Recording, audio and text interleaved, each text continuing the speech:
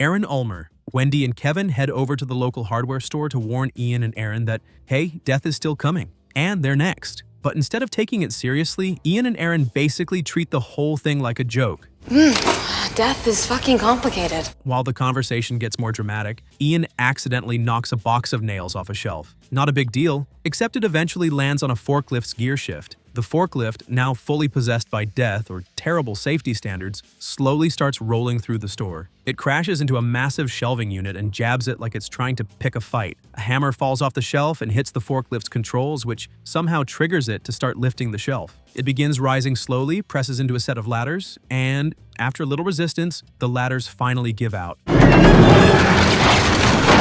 sending wood and tools raining down like the store's having a clearance sale from hell. Wendy sees the chaos coming and shoves Ian out of the way just in time. Erin, though, gets caught in the middle of it. A wooden board smacks down onto one end of a plank, sending the other end flying through the air. It nails a bag of sawdust, which explodes right into Erin's eyes like a bad TikTok prank. Disoriented and unable to see, she stumbles backward into a stack of boxes, right where Ian had left a nail gun just sitting there, probably thinking, what could go wrong? Now, this isn't your average Home Depot special. This thing goes full Terminator and fires 12 nails into her head and hand before anyone can even scream. So yeah, next time your friend tells you death might be on a revenge tour, maybe don't laugh in its face, especially near heavy machinery and poorly placed nail guns. Ashley and Ashlyn. Ashley and Ashlyn just wanted to stay glowing, even if their friends were dropping like flies. Because when death is clearly making the rounds, nothing says priorities like a quick stop at the tanning salon. They waltz in, totally unbothered, iced drinks in hand, still in full gossip mode. Ashley sets her cup down on the table, directly above the VAC control system for the tanning beds. Ashlyn, meanwhile, decides it's too cold and cranks the heat up to 73 degrees. Because hey, A few degrees won't hurt. famous last words. Ashley starts flipping through CDs on a wooden shelf above one of the beds like she's curating the perfect funeral playlist. In the process, she yanks the shelf a little too hard and loosens it. No big deal for now. Meanwhile, that iced drink she left? Yeah, it's sweating more than they are. Water starts dripping directly onto the VAC machine, which immediately starts shorting out.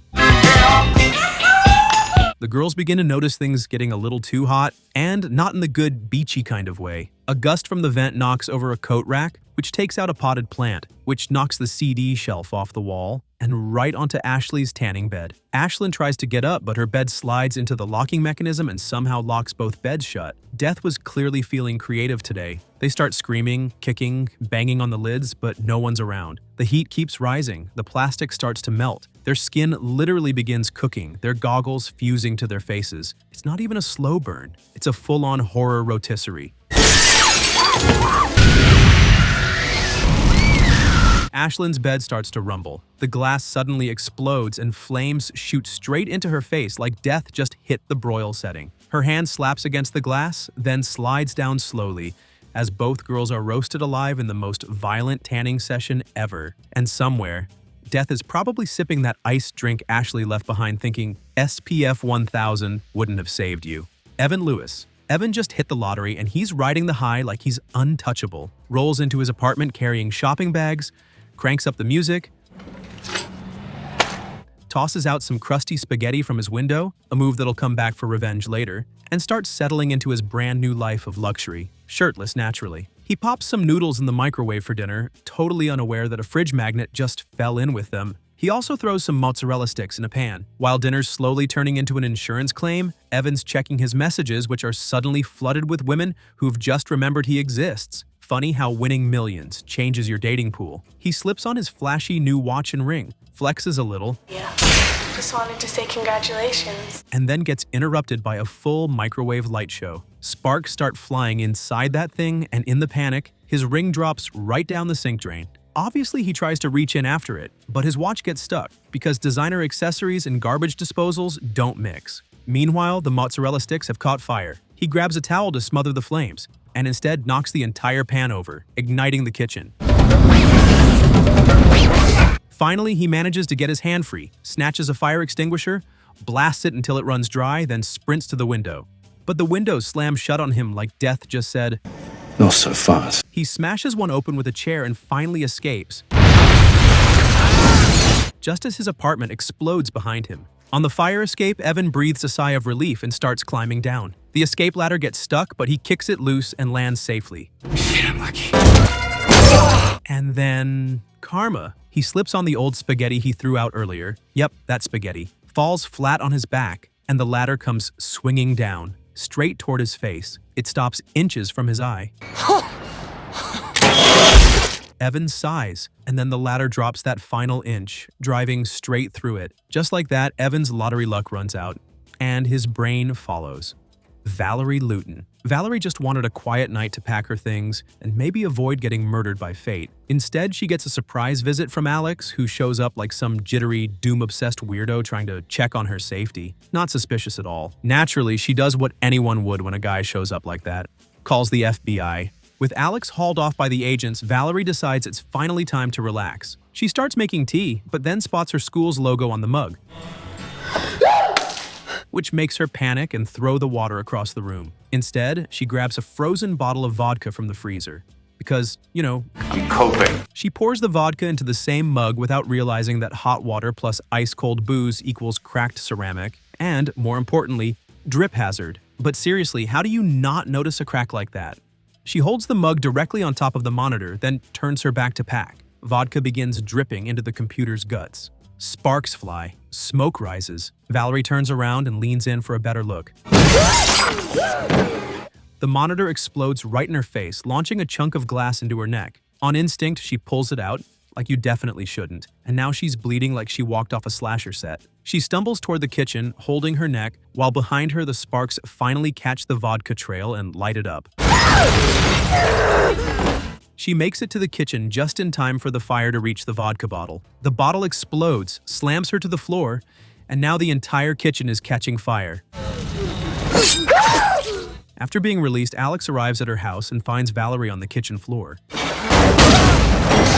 And that's it. Valerie's done. Alex barely makes it out as the house goes up in flames behind him, officially making this the most chaotic "I'm just checking in" visit of all time. Tod Waggner. Todd's just trying to have a normal night. No premonitions, no explosions, no flying debris, just a quiet trip to the bathroom. Unfortunately for him, death's not taking any breaks. It starts small, like it always does. His toilet springs a leak. Nothing crazy, just some water creeping across the floor. Todd barely notices, too busy being, well, Todd. Once he's done with his business, he starts pulling clothes off the line strung above the bathtub. Behind him, the leaking water keeps trailing across the tiles, almost like it's following him. Then it all unravels, literally. He slips on the puddle, stumbles forward, and yanks the clothesline clean off the wall. It wraps around his neck like death personally tied the knot. He stumbles back, flails, tries to catch himself, but his foot lands in the tub, where a freshly spilled cocktail of shampoo and conditioner turns it into a slip and slide straight out of Home Alone. Now he's stuck, tangled in the wire, unable to get any grip. He's kicking, gasping, trying to untangle himself, but the more he struggles, the tighter it pulls. He spots a pair of scissors just inches out of reach on the sink. He stretches. The wire tightens and slowly, painfully, Todd goes limp. Just as he dies, the water casually slides back across the floor and under the toilet, as if nothing ever happened. Nora Carpenter. After witnessing her son get smashed by a pane of glass, Nora just wanted to make it through the day without another disaster. But this is Final Destination, and she stepped into an elevator, which, in this universe, might as well be a coffin with calm music. She's standing there with Eugene and a creepy old man, who's casually holding a box of prosthetic limbs. Right then, she gets a call from Thomas, who's frantically trying to warn her that a man with hooks is gonna kill you. Subtle, right? Startled, Nora drops her phone. She moves to walk out the moment the doors open, but the man's prosthetic limb tugs her back. She starts to panic. Eugene and Hook Grandpa try to untangle her, but it doesn't help much. The elevator doors close right on her neck. Her body's stuck half in, half out like a horror-themed magic trick gone wrong. Now it's a tug-of-war between Nora's head and body. The elevator continues to rise upwards until the force finally decapitates her.